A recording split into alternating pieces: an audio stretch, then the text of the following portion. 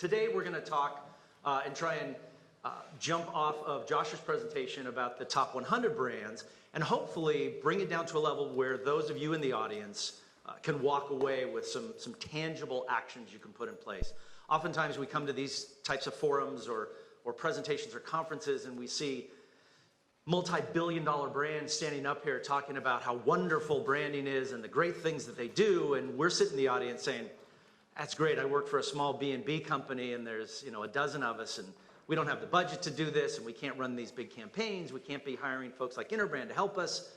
What can I take away from this? So hopefully today we're going to talk to the panelists and get their inputs on what you actually could put into place. And so if you're not getting what you want out of that, please raise your hand. You guys have been great so far in asking the tough questions, so please continue to do that, because I'm going to look for you to really fill in a lot of the content here and raise some good questions. So again, I just want to thank PayPal and Interbrand for helping to put this together, and thank all of you. I think this is probably one of the largest brand forums that we've had. And I think a lot of it goes to our panelists here today, because we've got such a great group of folks that are going to be able to share their points of view. So again, thanks to all of you for being here. Please make this an interactive session. And I'm going to ask the panelists to go ahead and introduce themselves. So Sarah, why don't you kick it off? Okay. Hi, everyone. I'm Sarah Gormley. I am the VP of Brand Marketing at Adobe. And upfront caveat, I'm 1 month into the job. So I might play a newbie if I can't answer a question or point to some of my amazing team who are here in the room. I joined Adobe from Girl Scouts, where I was CMO. So pretty big shift from the nonprofit 103-year-old brand to Adobe, a 37-year-old brand. So I'm happy to be here and happy to continue the lively discussion.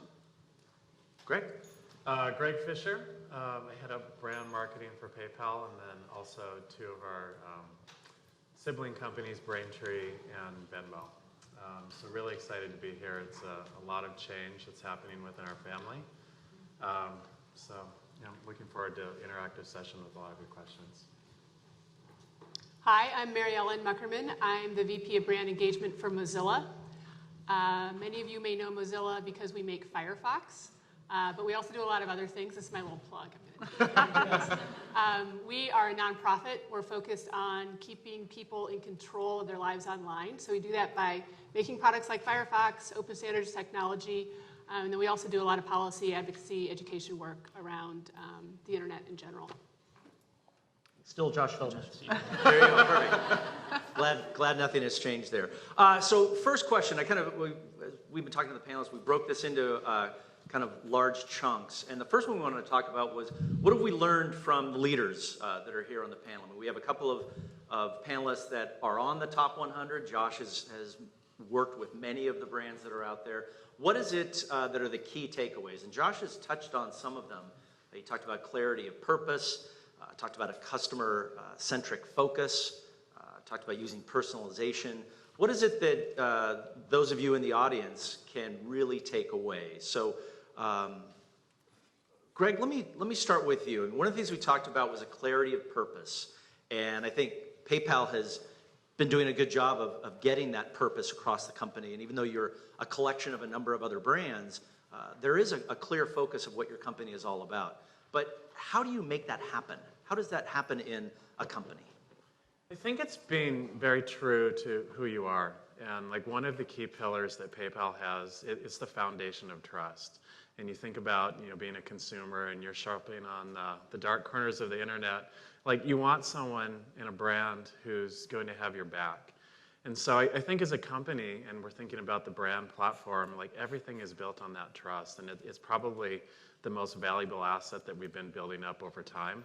And as we're having more and more brands start to enter this category, it's the thing that really is going to be differentiating us. And I think like making it happen, it's something that's infused throughout all of our culture, and even like how we interview and how we bring people in.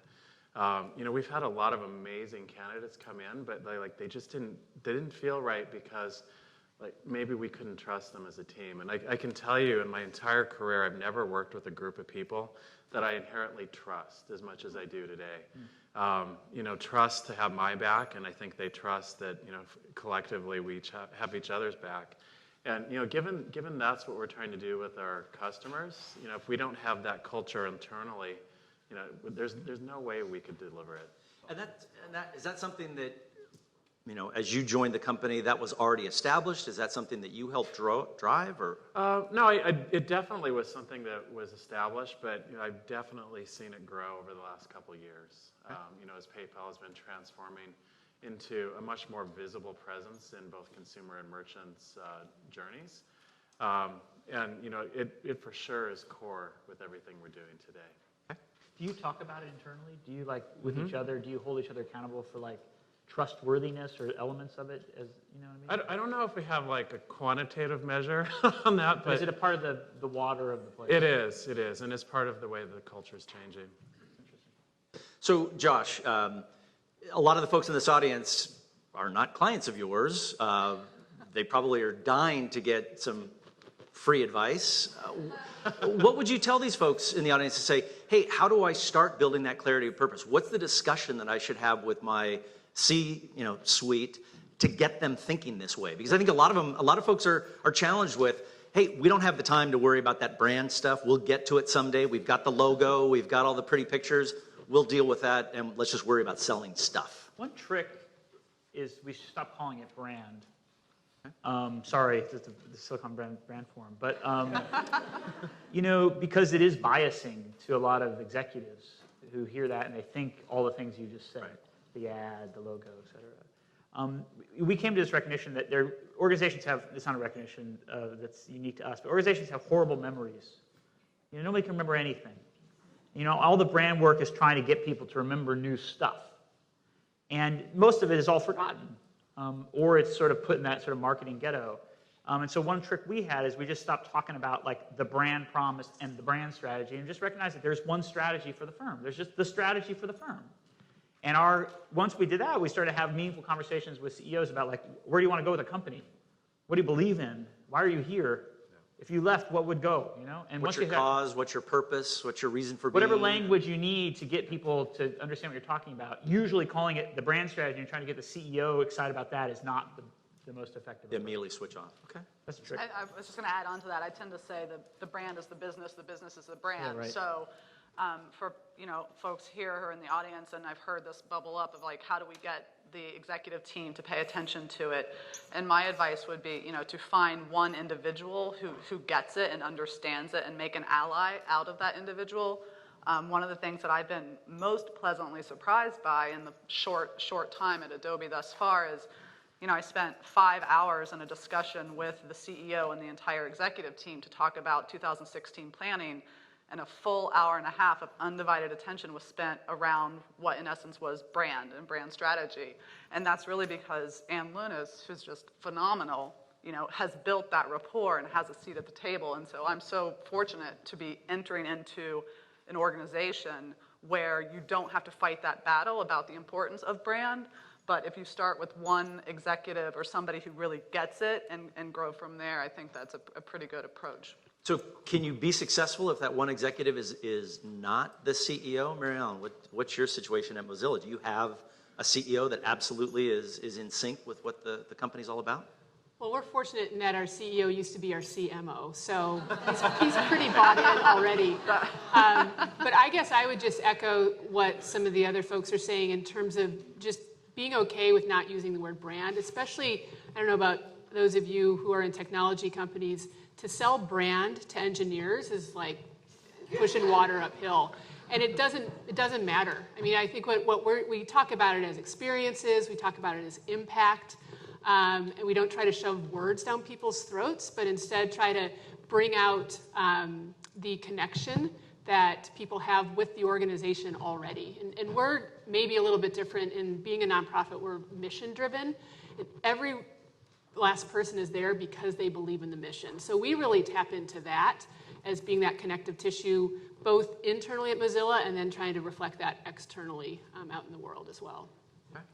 I got to admit, when Mary Ellen and I first met and we were talking, I didn't realize Mozilla was a nonprofit. How many people here knew that? I mean, I didn't know. that was very surprising to me. So you talked about how the fact that you were a nonprofit gives that mission that everybody kind of rallies around. Are there other types of brand issues that are different for you as being a nonprofit that maybe aren't the case for those of the rest of us that are chasing the almighty dollar? I think it's both a combination of being a nonprofit and built on open source principles makes this a really different organization. We're about 1,200 staff people and about 10,000 volunteers throughout the world. And so when we talk about brand management, that's never been anything that we've ever really been able to think about at Mozilla. It's always been, since the beginning, it's been about a distributed brand ownership system.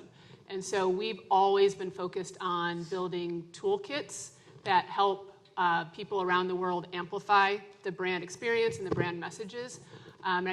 So we kind of had that view, and really we've held ourselves accountable to that from the very beginning.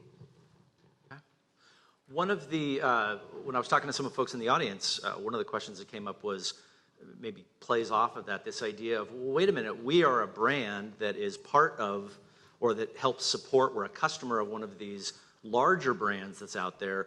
How do we get the visibility? How do we get the credit? You know, we're one of the largest providers, you know, to Apple, or we're one of the largest providers of these other brands out there, but nobody knows who we are. So how do partners get that visibility and get their credit as part of this larger ecosystem? Anyone?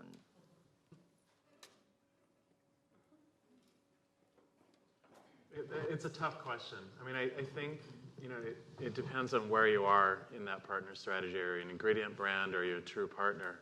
And thinking about the spectrum there, I think a lot of it has to do with the value that you're truly bringing the customer, whether, you know, it's a consumer or merchant. Being able to have that clarity of thought on why you're there and what your role is in their life or their business. And so I think there's a way to intelligently do that through a partner, as long as you have that clarity, or, you know, start to build a brand on your own. And there's so many examples in the world that have companies that have done that, but I think it's that super clarity of purpose that has made them successful. Yeah, I mean, Flextronics is I think a good example of this. And when you talk with them, they will sit there and say, wait a minute, you know, we work with every one of those brands that's out there. You know, we're at the core of their business, but nobody knows who we are. So we need to get known for that. I mean, how does... But why? I mean, what will happen if you are known, if you will sell more, right? So if you're articulating that you are helping your customer solve problems, right? So I mean, if someone's starting the conversation with, why aren't we more known? Start with, what is the business problem you're trying to solve? If you are more known, X will happen, right? So If you're just chasing valuation, fine. But, you know, you've got to look at it through the lens of the customer, regardless of whether it's B2C or B2B. So Josh, does that go back to the point when you talk about the brand value and the elements of it, this idea of the role of brand and getting companies to understand, does our brand really have a role here, or are we just kind of an underpinning and let other people take the I think credit? that's right. I think Sarah's an interesting point. She's talking about the fallacy of awareness. You know, it's not really valuable. But if a customer believes in your promise, that is. And so maybe to your point about like ecosystem, it is a tough one. It's the toughest one. It's particularly tough on like technology, because everybody's sort of zooming to the same spaces, whether that's the platform or the device. But at the same time, it shrinks it down. I mean, if you're only selling to businesses, you have a small universe of people you have to convince, right? So then that makes things pretty easy, actually. So I guess, yeah, I just would echo these guys. Zoom in on why you're in the mix. Okay. Anybody on the audience has got a quick question here for these guys? Yes, Marty. A question going back to the vocabulary you guys use. I didn't hear anybody say reputation. Does reputation work as the context? Or how about change management? Does change management play a role as opposed to brand management? I think universally change is a bad word. Nobody likes It's it. transformation. We're all transforming. I mean, we're starting to talk a little bit about reputation just because our opportunity and our challenge is not around awareness as much as it's around understanding. And so we can talk about increasing our understanding as more people know what we're doing out there and more people understand our impact, which does go back to reputation. But again, some of those feel like buzzwords in a sense. And so I think we tend to focus more on just the actual things that we're measuring versus trying to wrap it into categories. I think it depends a lot on how close the brand is to things you really care about. And so things like your money, your health, your family, reputation is super important. But if it's what kind of beer you're going to buy on Friday, you're probably going to go for like what's making you like feel better, right? So I think looking at that in your life and like what are you holding on to closest to your own values, the reputation of that company is going to mean more. And I think reputation very closely tied to brand and change management, but especially with millennials and how much you attribute reputation and the alignment between corporate social responsibility. I mean, that's to me where brands have to be more cognizant of reputation and the fact that it might be beer, but people might still care about the reputation of the organization as slightly different from the product. One word that resonates is corporate character. So we talk a lot about the character of the company, the character of the organization, and that's something that goes to the heart of a lot of business leaders. And whereas reputation sounds like something you manage, character sounds something like you are. And a CEO would be, I think, is quite interested in hearing about if there's a deficit in the corporate character. That could be quite real and quite painful, actually. It came up earlier in the discussion, but I want to continue to drill into this. A lot of the attendees here are from B2B companies. A lot of the brands that we saw, especially the top half of the top 100, were companies that had a heavy B2C focus. So what do you tell, or what can some of these B2B companies take away from these leaders that they can apply to their situation? Greg, any thoughts? So on the Braintree side of the business that I work on, we market B2B, but specifically to developers. And you think about a target that hates marketing more, it's them. So it's been kind of an interesting journey. But I don't think it's that much different than consumers. You still have to provide a little bit of surprise and delight with your brand, like be able to give a reason to believe. I mean, end of the day, they're still a person that you're talking to. So I think if you can encapsulate moments like that, for your target, it's good and it's necessary. And then I think once you get past that, you have to be selling on value and you have to be selling on benefit-led statements. Otherwise, they completely tune out. Sarah, you've been kind of B2C the whole time. Right, I think I'll use a personal anecdote to try to respond to the question in an interesting way. So when I was at Girl Scouts, I was a customer of Adobe on the B2B side. And what was really interesting to me as a CMO, as everybody in that space is trying to figure out what to measure, how to measure it, how to reach the customer, when the customer wants to be reached, and shifting platforms and going to the cloud. And so, I had many interactions with several huge technology brands, and every interaction with Adobe was better. And so I knew Adobe from Photoshop, right? I knew Adobe, and all the designers on my team loved Adobe products from that Creative Cloud side, and yet my interface with them was on the B2B side. And so to me, and part of the reason I was drawn to the brand and joined was I think that there's the value there in in the reputation and actually the culture and the commitment to creative problem solving really resonates. And so my job and the team's job is to figure out how to tell that story and the continuum between the legacy and what's B2C moving to B2B. And so, which I'm thrilled about the opportunity to explore that. Okay. What about for brands there's a number of companies that have both B2C and B2B products.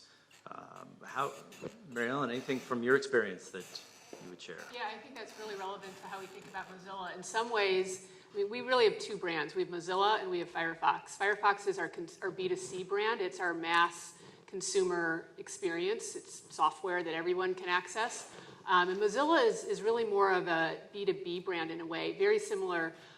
Developers are a big audience of ours, but more influencers in a sense. And we tend to, depending on who our core audience is, that's how we determine who we're going to lead with. Are we going to lead with a Firefox experience and message, or are we going to lead with a Mozilla experience and message? So I think it's having that clarity of not only role and purpose, but then audience really helps you determine where you put your emphasis, and then what's that kind of support stack that you put behind it.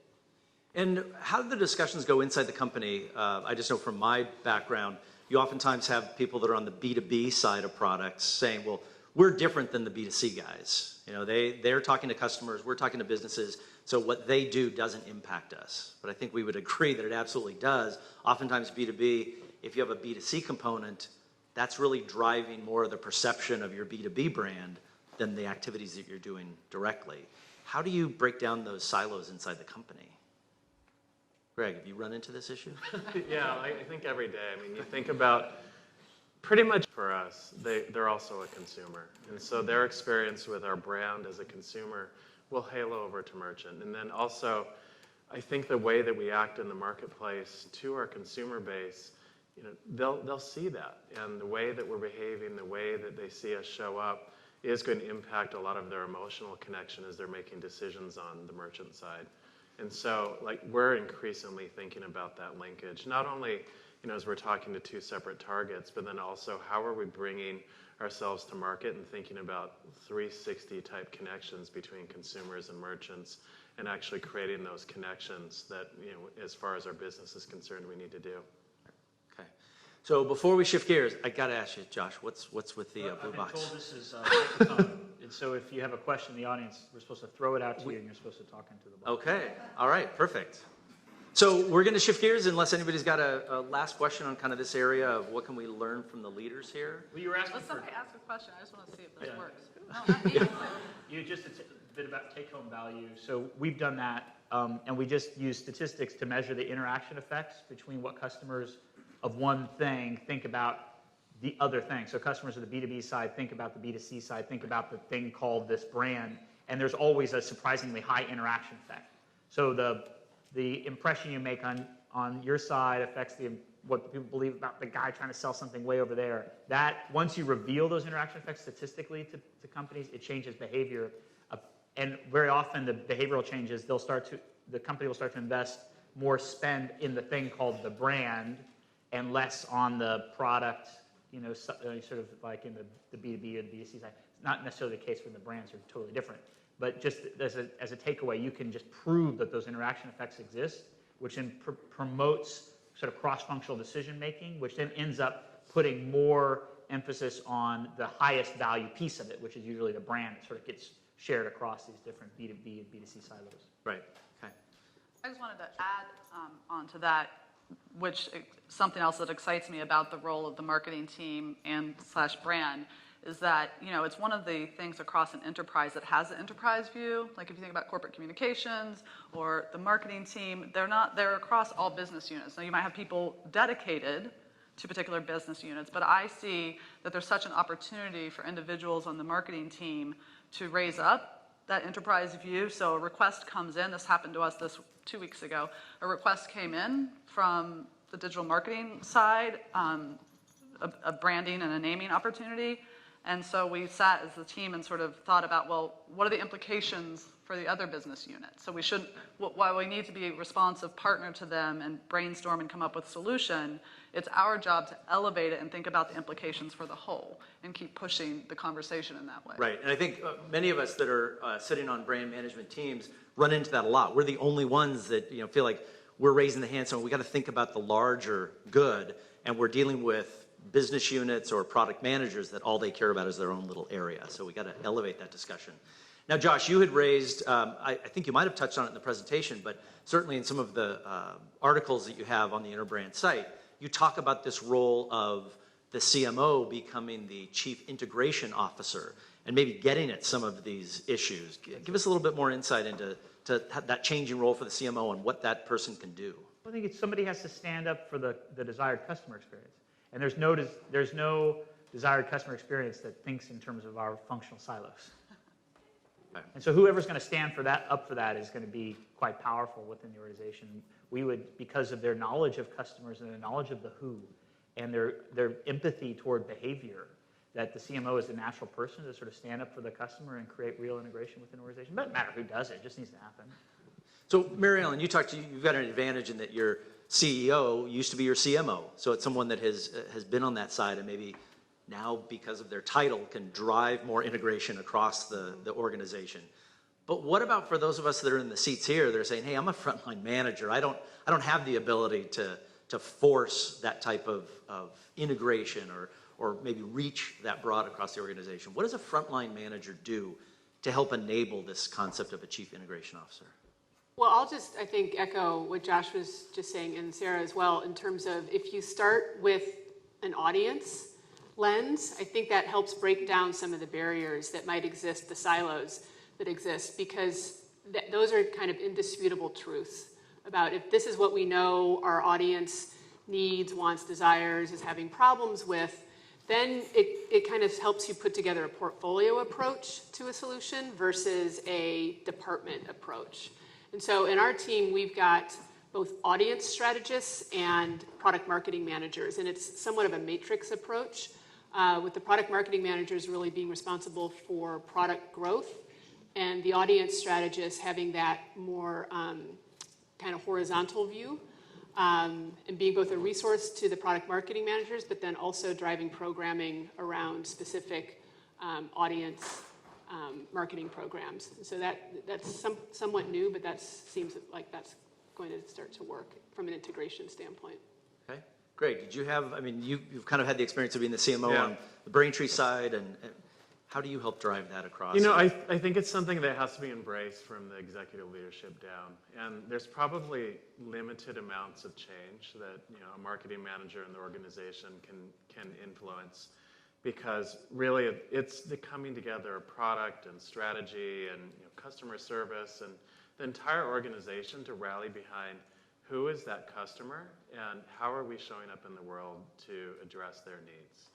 And I think that if you don't have alignment on that, there's going to be so many different ways that, like, everyone with good intentions maybe is trying to make this happen, but it won't be aligned and you won't be showing up into the world with that singular purpose that's needed. So how do you coach your teams? I mean, you've got dozens of people that are on your team that help drive the brand. How do you coach them to say, this is what I need you to do out there to help enable this, to help make this possible? What do you tell them to do? I think it's making sure we're aligned on what our strategy is. And so knowing who we're talking to, what messages we're trying to deliver, what the expected outcome is, and then effectively measuring to see how we performed.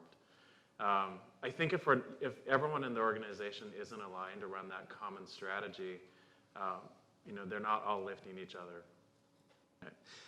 I think we talked earlier about how you know, brands have evolved and we've gone through these different ages, but I think we still run into that situation of, you know, the rogue business unit or the rogue product manager that says, I need my own logo, I need my own name, I need to have my own brand. I mean, I know in your case, you have a number of brands and there's some groups that work better with, you know, with corporate than others. How do you get these folks in line? I think that's a real frustration for frontline brand managers to enable. How do you help coach them? Yeah, everyone needs to have a fee on their team. No, I think just at the end of the day, you know, it's a constant challenge because, you know, as the business evolves, as the market changes, there's always a perception that, hey, you know, I'm special within the org. And sometimes they are, and sometimes they aren't. But I think it's right. Everybody here is exactly. special, though. Just remember, you're all special. Yeah, but I think at the end of the day, it's applying that discipline and, like, looking at the exceptions and is it really going to help contribute to an overall brand strategy. As we've been going through these different eras that Josh talked about, what is changing for brand managers? What do they need to know now that they, you know, what were the skills they have to have now that they didn't have to have 10 years ago? And maybe what are the skills that they need to start preparing for the next 10 years? Sarah. Might take a pass. No, I won't. No, I won't, because I like to talk. No, I think the skills are, I don't know that they're changing, right? I think that there's a certain element of having business acumen and being able to speak about the business, which 10 years ago maybe one wouldn't expect, right? But increasingly, and especially as you rise in an organization and have more of a seat at the table, you have to understand the business priorities and the relationship between the brand and the business. And so to me, that comes with experience, maybe age, but it's not about a skill set, it's more of the mindset and putting yourself in the conversation at the level you want to be in the conversation. So, I mean, for 10 years ago, I think people talked about brand governance. I mean, it was all about control and consistency, and there still is a need for that, but it seems like now more of it is opening it up and kind of turning that control over to your customers. And how do we empower customers and partners to help carry that brand story? I mean, is that a new skill that we need to understand? I would argue that the role and responsibility of brand managers is still the same. It's always been about growth. But I think the tools have changed pretty dramatically, and I think the pace at which we need to think about creating growth has changed dramatically. So I think as a brand manager, you probably have to have much better familiarity and deftness with technology than you used to have in the past. And I think you also have to have a more varied set of storytelling skills and tools. So I think those are the two things that I see in terms of where the skill set has evolved in terms of technology, both in measurement, but also deployment, and then storytelling, because content has become so much more prevalent and relevant in terms of getting, making connections with your consumers. Right. And Greg, when we had talked earlier, I think you had mentioned that you really were changing the way the communications organization was working and that they really needed to address this issue of content producers or content creation. So I think we're looking at things differently, and you kind of see this shift in our industry where you've got the discipline of marketing, but you've got the speed of comms. And traditionally, they're two separate organizations. They like and hate each other at the same time. And I think like trying to get these two teams to work together, there's always this collaboration, but it's not really collaboration. And I think that as like a brand purist in marketing my whole life, you go through months and months of like thinking about your customer and your brand strategy, and like the comms guys are rolling their eyes at this point. But at the same time, the comms team is really in touch with the customer at the moment. And I think there's some magic about that. And so what we're going to start doing is actually bringing some of these teams together to sit in one organization and like drive some of the discipline with marketing and making sure we know exactly who we're talking to, what we're saying. But think about it in real life terms with bringing these comms guys that know what's happening in the moment much more than the brand team. And so we're looking at those intersections like social and content creation and even events and experiential, where there's a good opportunity to make those two meet. And so I'm really excited about this new model that we're thinking of, and like how much more quickly we can bring the discipline of our brand to the market, and not be thinking about month and even yearly cycles, but be looking at this in the moment, in the day. Okay. Josh, you get the box? You're going to toss it out to anybody? As you kind of change these organizations, how does the individual role, again, I'm thinking for frontline managers, how does their individual role need to change to be ready for this? One thing that we're doing in our team is adopting and applying a lot of the principles of Agile as we think about our marketing team. And so we're in the process of 2016 planning right now. And while everyone will still belong to a functional area, whether that be communications or creative or brand strategy or product marketing or operations, what we're doing is also aligning people around teams. And so a team could look like a traditional product-focused team, say Firefox desktop browser, And we'll have a cross-functional team that has the accountability and responsibility to reach the goals and kind of look at their backlog in terms of prioritizing work.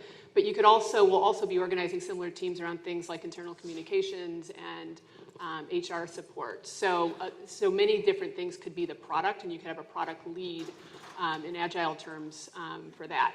That, I think, is going to really shift the way that everybody has a sense of accountability and really engineer collaboration and decision-making kind of really deep into the team. We're doing the same thing, and even to the extent where some of the marketing team that has a daily interaction with engineering in this agile process, we're taking them from the fun marketing floor over to the other building where all the engineers sit. They're going to co-locate together, even just so they can be part of that daily process that's happening. So that's a way to drive that integration, just by forcing people to sit together and play nice, right? It is. We're going to make that building more fun. Let me see. Where do I want to take that? The social side. We talked about, we're empowering our employees to tell the story, but we're also now empowering our customers to tell the story. That is, for many of us, a little bit scary because we're giving up control. We're giving up the ability to kind of manage that story. What advice do you have for folks to empower their customers in a way that keeps them on brand and keeps them telling that story? Sarah, I mean, Adobe has done a number of things to kind of empower their partners to promote the way Adobe's perceived. I mean, how do you ensure that they stay on track? I don't think you can ensure or dictate. I mean, I think there has to be, if you really are empowering a community and you believe in their passion for your brand because you've given them incredible products and services, you have to let it go a little bit. I mean, so you hope that the clarity of purpose has carried through to them and they understand. Yes, I mean, I don't think you can dictate it. I think you can try to put in some guardrails. I don't know if everybody here is familiar with a project that Carl worked on. Carl's here, he's amazing. Something we did, Adobe Remix, where we went out and asked photographers and artists to look at the Adobe logo and come up with new inspired ways. And I was so thrilled, I won't show you, but all of our business cards now have those different designs on the back of the card, which is to me, it's like the perfect intersection of the brand's real passion and commitment to creativity, and then it's coming to life, but it's because we went out into the community and said, you tell us what the brand evokes for you. I mean, and so I can see some of the brand managers out there just dying, thinking that they built these wonderful brand books with all the rules and guidelines, and now we're just going to toss it out and let other people mess with our logos. There's probably still some selectivity. I would have to defer to Carl, but that was the kind of exercise that invited that sort of participation. Right. And it was true to who your customers were, Oh, because it's all about creativity. Absolutely. You want them to participate. Okay, great. Greg, let me ask you. Your brand is now up against some incredibly well-funded competition. I mean, you've got Android Pay, you've got Samsung, you've got Apple Pay, you've got MasterCard. What are you doing to stay ahead of that curve? I mean, your brand landscape has dramatically changed in the last years. It's exciting, that's for sure. Through gritted teeth, it's exciting. Okay. Actually, I think it goes back to how we started this, and the first thing I said. At the end of the day, we have a lot of competition coming into our space. Which it's easy to get into a knee-jerk reaction of how do we react to this one. But really, it's doubling down on what our strength is. And you think about the trust and a consumer feeling like we have their back. We're doubling down on that. And I think that this is something that we completely own. And you look at a lot of our strategies as we're looking at the rest of this year and even next year as these other brands are encroaching into our space some. We're looking at it as this is our thing to lose. And as we go into the market, we need to make sure that we continue to expel these values that we hold really close. And I think if we do a good job of that, we'll continue to retain a very loyal consumer base that we have, and move forward. And I think there'll be a lot of nuances in every day, how do we respond to some of the market challenges? But I think that it's times like this where if you really are holding true to who you are and what you stand for, you'll weather through it. We've talked a lot about trust and staying true to who you are. And we've also talked about you've got to have a clarity of purpose, and that has to be pervasive across your organization. What are the tools that people should be thinking about implementing, tools or processes, to ensure that employees truly do understand that clarity of purpose and that they can help be engaged and carry the trust of that brand for you? Josh, what are you recommending? I guess my favorite example of that is Harley Davidson. So Harley Davidson, ultimate level of clarity of purpose, it all comes down to one word. And that word is not just, is an action, and it's rebel. So it's not rebel, it's rebel. And by having the one word that defines the brand, there's some stuff around it, but the core of the brand is being rebel. It's not only an idea, it's a command, an imperative, and an invitation. And then they allow everyone to do it. And so then when they have these powerful user groups, when the groups come together and they create something new, then the Harley brand team adopts it and puts it into their brand standards. Oh, you create a new logo, it's ours now. And so to me, that's a great best practice of maximum clarity of focus, and it's an action-oriented idea. Now I know what to go do. To me, that's the most powerful tool available. Mary Ellen, you talked about how Mozilla has a great clarity of purpose, and how are you empowering not just your employees, but also you talked about your 10,000 plus volunteers that are out there. What things are you doing to enable them to help carry out the brand? So I think there's kind of standard tools like making things available online and